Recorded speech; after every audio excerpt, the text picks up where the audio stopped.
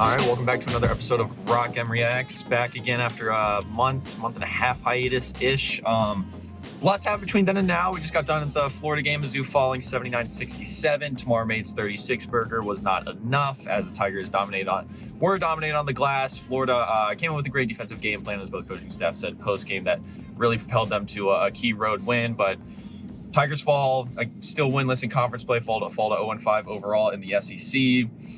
Start with positives. Positive, Tamar Bates, 36 points, was virtually unstoppable.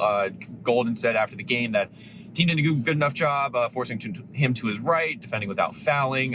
But at the end of the day, Bates made them pay for every time he got an open look. It was going in. I said during the game, in the zone was the perfect way to describe how Bates was tonight. And it's been how he's been playing for these past couple of weeks. Just what this kind of culminating performance from Bates, what was most impressive about it? Yeah, he was really just getting what he wanted. And I remember Dennis Gates talking about it over the summer, that he would get really mad at Tamar whenever he would pass up an open look, and that he would never want any of his players to ever pass up an open look. And I can say with 100% certainty that Tamar Bates did not pass up a single open look, especially because he was creating a lot of them himself. Mm-hmm. I know I was trying to think back to what I saw from him at Indiana when he committed to Mizzou, watching some of his tape, and there were certainly flashes of pretty solid on-ball scoring ability. I did not think it would get to this. Mm-hmm. And he talked about post-game how he credited to Mizzou's development, how he's been kind of at least I think he's been kind of forced into this role because,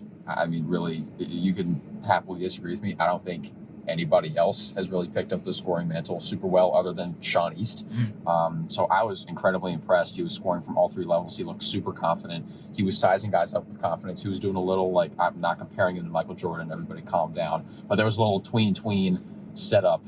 I was like, you know what? That kind of looked like Michael Jordan. Oh, and I know we're already 2 minutes and 8 seconds into this Reacts. We've gone a little off the rails. You're insane. But this is what happens when your team is a little winless, very winless in conference play. Quentin hasn't been on this for a couple months, and now when he really wants to make a name for himself, really putting out these bold claims. Yeah, I'm a big clickbait guy. Big clickbait guy over here. But I was really impressed with Tamar. Yeah. Jaden, what do you think? And I was going to quickly add, he did come in, you mentioning his time with Indiana, he came into kind of people saying, oh, he's a really great perimeter shooter, sharpshooter guy. You didn't expect him to be the slasher that he is. So, yeah. Well, he's becoming one of the best players in this conference, I think, in my opinion. You can really just tell that his confidence and everything is just rising. And this team, even though they're not winning, they kind of needed that. Sean East, he's been battling, with some illnesses and stuff, and he's been struggling lately. So the Tigers, they need someone to step up and score. And I don't remember the last Mizzou player to score nearly 40 points in a game, but you can tell he's really locked in. Like you said, Quentin, it's really a credit. He credits it to the coaching staff's development, which is something positive that you want to see from your coaching staff. But, man, he was just unstoppable. He had that 6-0 run by himself in the first half, and, he had 17 points, I believe. But, he's just playing all around great basketball. It'd just be nice, if someone else steps up there alongside of him. I think that was kind of the sense you got from him post-game was, he didn't look like he was enjoying himself. He would have taken, Gates said himself, he would have taken 8 points in a win much more than 36 in a loss. And I think Bates was clearly very upset that that's the way that ended up. So, but on that same point that y'all are touching on, it's this team needs more. It's been Bates this past month, and Sean East has been throughout the season for the most part. But you saw it tonight. East not, as Jada mentioned, a little bit under the weather, just not really playing like himself. Foul trouble throughout the night as well. Ended up fouling out. This team needs more contributors. You expected it coming into the season from veterans like Nick Honor and Noah Carter. Maybe some of these freshmen could step up. The transfers you obviously thought would step in. John Tonje, of course, going down for the season. That's the expected contributor you lose. Caleb Grill, I think the injury to him is not even still being talked about enough, just how different this team's record might be. I think you're at least winning one or two of these games close games that you've dropped with him in the lineup. But the reality is you have what you have and the cards that you're dealt. Where in these next couple weeks to get over this hump, where can this added production on both ends of the floor really, but especially offensively, come from to help out Bates and East? They just need to be more consistent. There have been so many games this season. I think this game also falls into that category of different guys looking really good for stretches, but they haven't been able to continue that for the entirety of the game. We've seen Noah Carter get into shooting grooves. We've seen Nick Honor, even if he's not even shooting, when he attacks the basket, he's able to find open guys out for three. We've seen, obviously, Sean East, health notwithstanding, his shot creation, his shot making ability has skyrocketed this year. I'm trying to think of anybody else who's also shown off. Like Jesus. Yeah.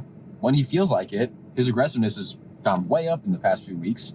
Like, he can do it, but it's just about putting it together over an entire 40 minutes, and that hasn't happened yet. It's the focal point of my sidebar. You can catch it tomorrow on rocketnation.com as well. But yeah, nice.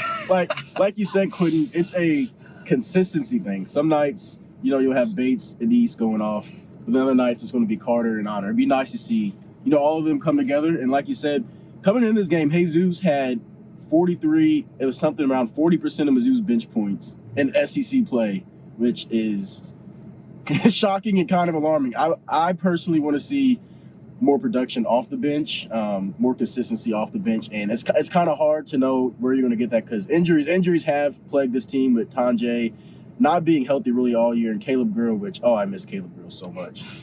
I do Never miss him so thought much. I'd hear those words. I know. Oh my God, I missed him. But just given he was at Iowa State, but and your freshmen. They're trending upward, but it's clear that they're not there yet to be true scoring threats. So I would like to see more consistency off the bench, personally for me. But you just don't know where you're going to get it from. You would like to get it from maybe Shaw, Vanover. They've had some bright spots.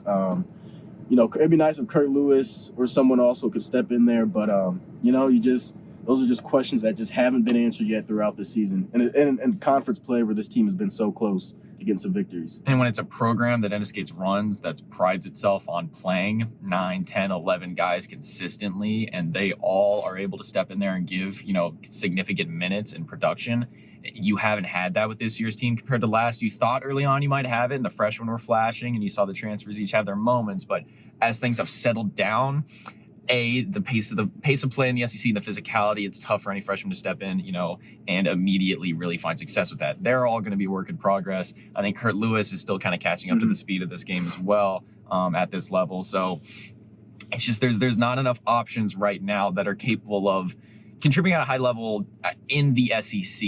They could do it. You saw flashes against the Jackson States and the South Carolina States and the Loyola Marylands, but you're not going to be able to see it now, at least in the current moment. They have a long way to go in terms of development, but yeah, it's the bench really at this point. These starters need some help. These veterans need some help. I think the best thing for this team, at least in my eyes at this point, regardless if it comes in a loss, is for Nick Honor and or Noah Carter to have an explosion one game and they can finally just get their confidence back, feel comfortable within this offense again. Because it's inconsistency is the theme of the night. It is Noah Carter has a couple great early in this game tonight. I even thought Noah Carter had a couple great post possessions and, really working his way down low, great footwork and finishing well. But then you didn't see it the rest of the game. And, it's similar with Nick Honor, had a couple nice takes, but you just got to see it for 40 minutes. And I think, it's just something the team has talked plenty about. Honor and Bates both talked about just consistency tonight is the main thing. So as we move forward, we'll start off short term. Upcoming 3-game stretch, 2-game road trip next week. Starts in College Station on Tuesday, ends in South Carolina, rematch on Saturday. Following week, Arkansas comes to Mizzou Arena for round 1 with those lovely individuals to the south of the state. This next 3-game stretch, give me what record you want to see Mizzou ideally, what record you want to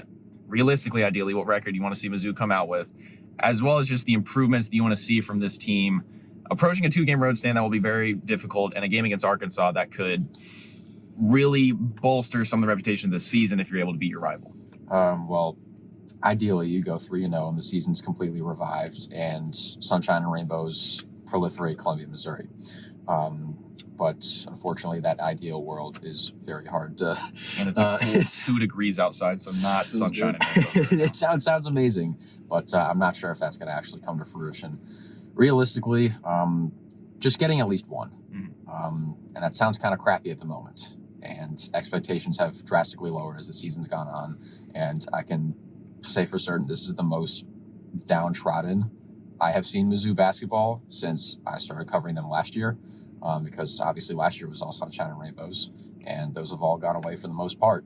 And Nick Honor even said it in the post game.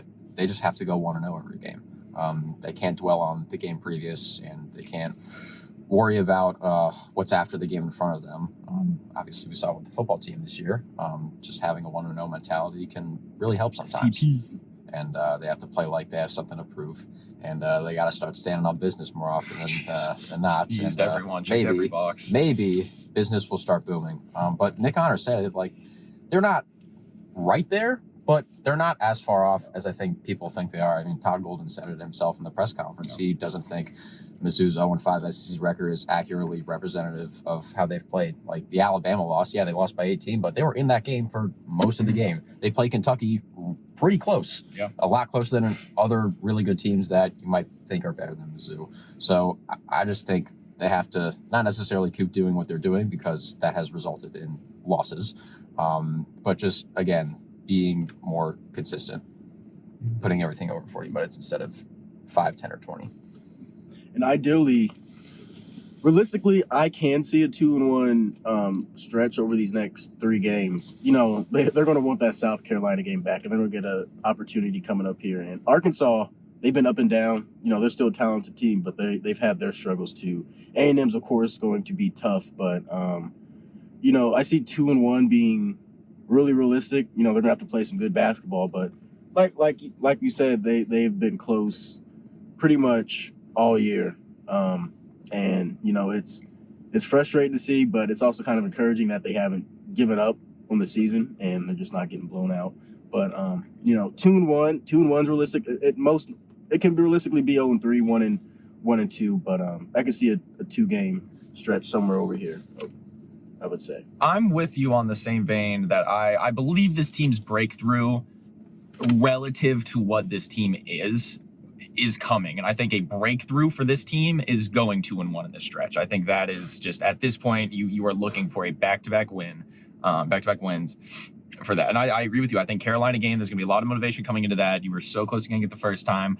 I think they're capable of walking in there and winning. Carolina is a great team. It will take a lot. But, and then Arkansas coming here, I think so much emotion in that game. You can throw the records out the door. Trevon Brazile coming back is obviously going to be a big deal. But there's going to be a lot kind of riding on the line in those couple of games. A&M's just going to be, it's going to be tough. They went into Reed Arena last year with a much better team and still kind of got punked. So I'll be interested to see, at least physically, how have they responded from tonight against Florida, where dominating on the glass. Gators talked post game about how that was their focus all week, was being one of the more physical teams. So we'll see on that front. And wrapping it up, we'll think long term. This entire season, the outlook. Realistically, what's the best case scenario? And we'll go, yes, best case, ideal. Realistically, what happens? I'm ruling NCAA tournament. You cannot give me NCAA tournament right now. Realistically, is NIT still in the cards? If not, what still constitute a successful season from this point forward, even if it doesn't involve the postseason?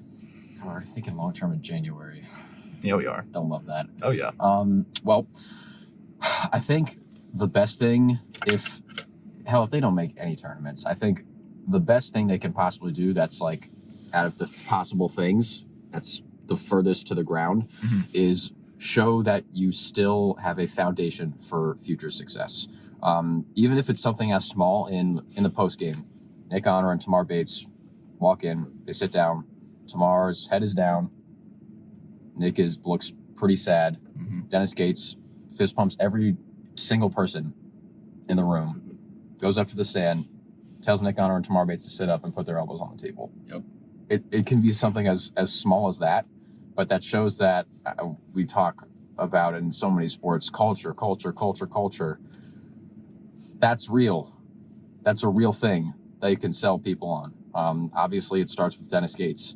And even how he talks about being 0-5 in SEC play. You look at Nick Honor saying, like, we're right there. We're okay. Not airing any frustrations, continuing to play for each other, not complaining about roles. It's very small stuff, but at least from what I've seen so far, this is what Mizzou has prided themselves on since Dennis Gates got here.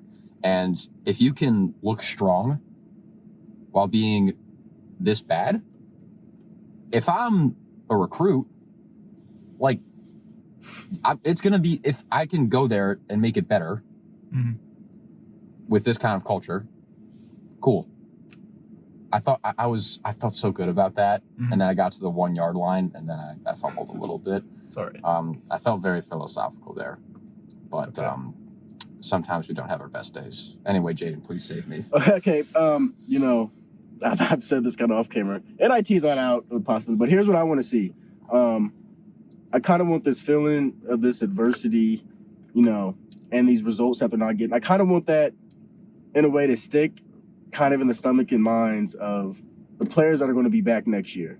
It's kind of like the football team this previous season. They talked about how being in all those close games, not getting the results they wanted, it fueled them going into the next season. And I kind of want that feeling. I don't want those, and of course they're not, but just have that motivation and still play confident and hard this year, especially for the players going into next season, if that makes sense to all y'all. But, I just want them to keep playing hard every game. It's a down year. It's a down year. I mean, it happens. Mike Anderson's second season after going 18-12, I believe they went 500. They went to the Elite Eight the next year, So it's a rough season, trying to get through the tough waters. But, I want these younger players and anyone that's coming back next year, just kind of just learn it and learn what this season is teaching them and just kind of let it sink in and, use that motivation going into next year. But, this team could get hot at any time and, have a little run in SEC tournament play and get an NIT bid, which I would say would kind of save the season. But, we don't know yet. We'll see over these next 3 games, like you said. Yeah, and I think it's in that same vein, for me at least, and this is from an external perspective, but I want to see a moment or moments in this season where all of the, current, really, adversity and struggle that this team is going through and all the negative noise that they are hearing, that it all seems, at least somewhat worth it, that they have a sort of full circle moment where it's like, we went through a lot and yeah, we didn't accomplish all our goals, but we pulled off this upset win, or, we went on a little run in the SEC tournament, or, we're playing so much better as a team at the end of the season. Something to hang your hat on at the end of the year. You just can't end this one with this recruiting class coming in and the hype that's going to more than likely build around it. You would hate to end this season on a sour note, and have the offseason kind of be this mixed jumble of, yes, you have all these freshmen coming in, but are there other issues within the program that, maybe were masked by, some Kobe Brown last season, and maybe we didn't realize that until this season came along. So I think another quick point I'll make before we wrap up as well is, as Dennis Gates pointed out many times, he is still a very young coach, and I would argue, and we talked about it earlier tonight as well, he will learn twice as much, if not 3 times as much, more about himself as a coach and his program through this season than he did last season, and it will only benefit this program and himself in the long term. So, moral victories, nobody ever wants to hear about them, but there's plenty of them to still be had within this program. That being said, that wraps up another episode of Rock and Reacts. We'll more than likely be back with one post-game after Arkansas next week. For Quinn, Jaden, and Parker, that's all. Thank you, everyone, for tuning into Rock M Radio, a proud partner of Fans First Sports Network. If you enjoyed this episode and would like to see more just like it beamed directly into your personal device, just click the subscribe button below. Beep. And you can find this podcast through the Apple Podcast app or for iPhone, the Google Podcast app for Android, or whatever app you use to listen to your podcast. We are also available on Spotify. Just search for Rock M Radio.